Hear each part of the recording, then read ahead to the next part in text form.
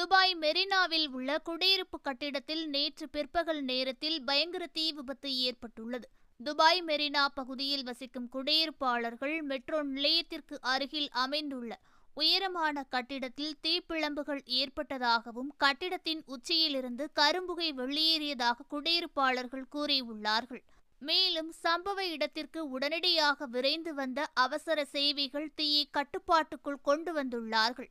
குடியிருப்பு கட்டிடத்தில் ஏற்பட்ட தீ விபத்துக்கான காரணத்தை அதிகாரிகள் விசாரித்து வருவதாகவும் உயிரிழப்புகள் எதுவும் ஏற்படவில்லை என அதிகாரிகள் கூறியுள்ளார்கள். இதேபோன்று கடந்த வாரம் துபாய் மெரினாவின் 81 மாடி கட்டிட குடியிருப்பு கட்டிடத்தில் பெரும் தீ விபத்து நிகழ்ந்துள்ளது. தீ விபத்து நிகழ்ந்ததும் சம்பவ இடத்திற்கு விரைந்து வந்த தீயணைப்பு துறையினர் கட்டிடத்தில் இருந்த குடியிருப்பாளர்களை பத்திரமாக வெளியேற்றி தீயை கட்டுக்குள் கொண்டு வந்துள்ளார்கள்.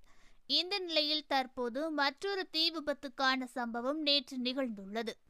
ஓகே ஃப்ரெண்ட்ஸ், இது போன்ற நியூஸ்களை உடனுக்குடன் தெரிந்து கொள்ள எங்கள் ரேஸ் தமிழ் சேனலை லைக் பண்ணுங்க, ஷேர் பண்ணுங்க, கமெண்ட் பண்ணுங்க, மறக்காம சப்ஸ்கிரைப் பண்ணுங்க.